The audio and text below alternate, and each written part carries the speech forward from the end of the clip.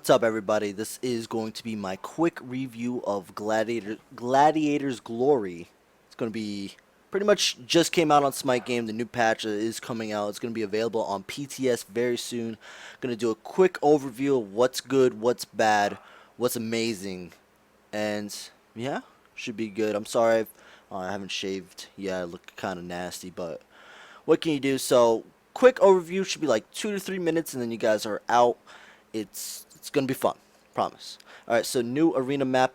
The arena map has undergone a full visual upgrade and new blah blah blah. It looks great. It's perfect if you're an arena player, if you're casual, if you like to just queue up. You got a little bit of time, after work before you go to bed or whatever. Queue up a couple of arenas. I think it's good. It looks great. It has the whole Rome theme to it. I like it. I think it's definitely a good look. Anubis redo.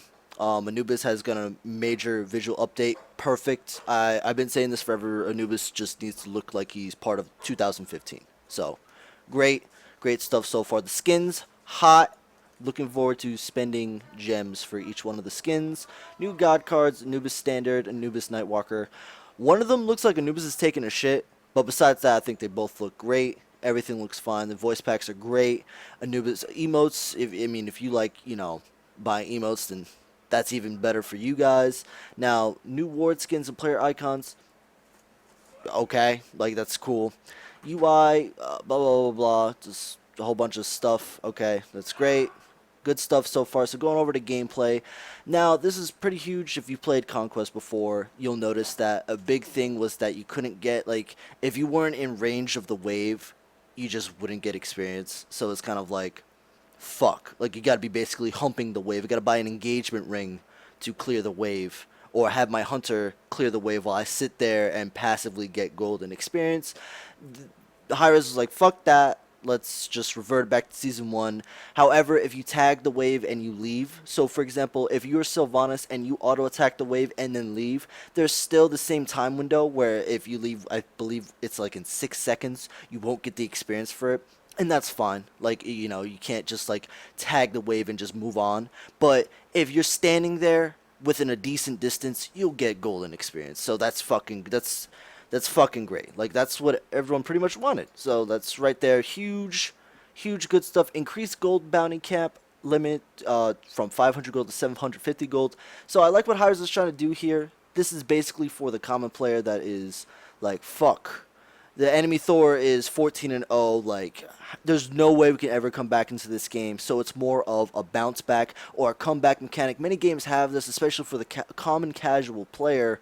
I think this is most noticed in if anyone's played Super Street Fighter 4. When it came out, it had Ultra. Everyone was like, what the fuck are Ultras? Ultras were basically the comeback mechanic, and that is what Hi-Rez is trying to do. Comeback mechanic lets you get back into the game. 10-minute surrenders, make it 15 now. So that's pretty basic shit. I think it's all good. I think it's all a step in the right direction. So that is nice. Now we have random stuff. Okay, that's cool, I guess. I don't know. So Chili Spears. The cooldown got reduced from 90 seconds to 30 seconds. I think that's just whatever. Like, I don't know how. Like, I have to really see that change. So I'm kind of like, about that change. The cooldown got reduced to 30 seconds, so it's more spammable. But it still has the downside of, like, you take more damage, but you get crazy bonus damage if you use it. And I don't know. I mean, I've literally bought the active, like, twice. So we'll see. I'm kind of about that change. Now, Bancroft's talent now updates basic attack damage on the HUD as you gain or lose magical power. Okay, that's good quality of life. Talaria boots. Talaria and Travelers got nerfed. No more snowball, no more bullshit. Now I won't be 2k gold behind Incon. Great.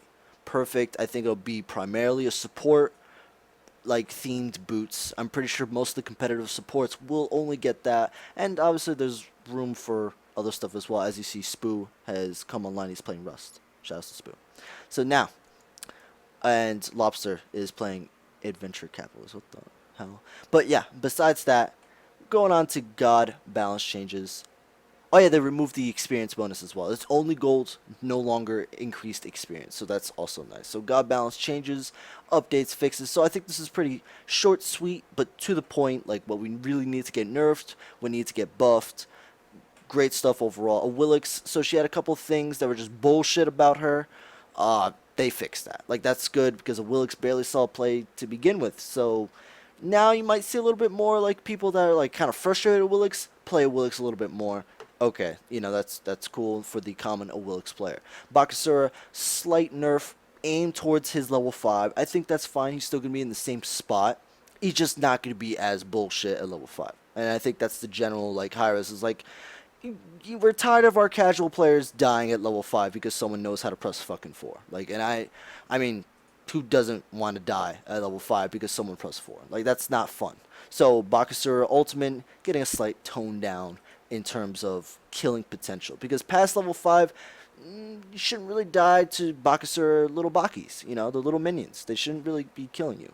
But Lona, they nerfed her. I think this is great. Eagles Rally, reduced duration from 6 seconds, blah, blah, blah, blah, blah, blah. Okay, great. I think that's exactly what they need to do. And Shield Bash, so Bellona used to be able to get like 3 blocks of fucking bullshit whenever she hit minions. I don't know why. Like, the only one before that had passive stacks was Athena, and she only got like 1.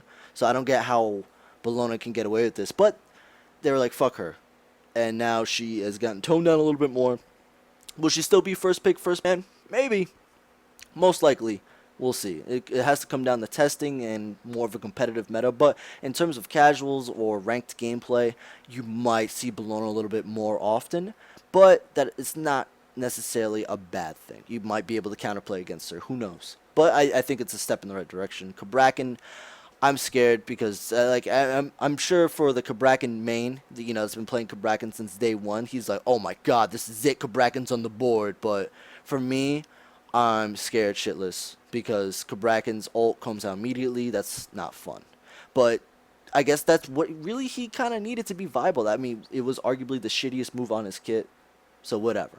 Like, I think that's a good buff for Kabrakan, but I'm scared. It could be potentially OP. We'll find out.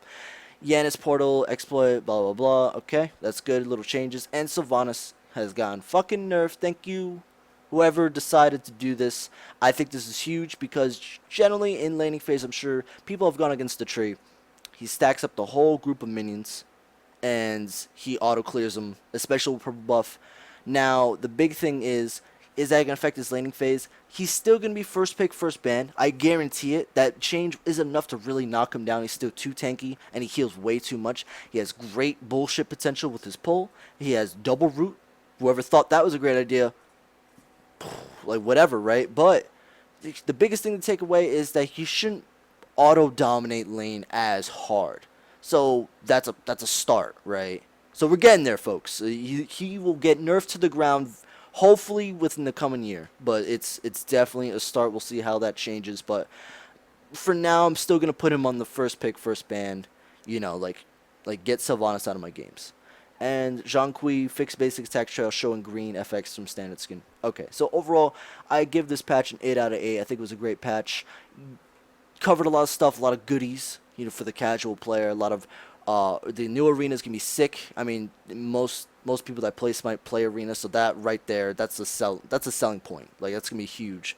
And I'm looking forward to this patch. If you guys enjoyed the video, and if you enjoyed my short little review, and would like to see more on upcoming patches, then please subscribe, leave a comment, let me know what I could have done better, besides obviously stuttering my fucking words. But yeah, thank you guys so much for watching. I do appreciate it. Make sure you guys follow all my social media, and I am out. Peace.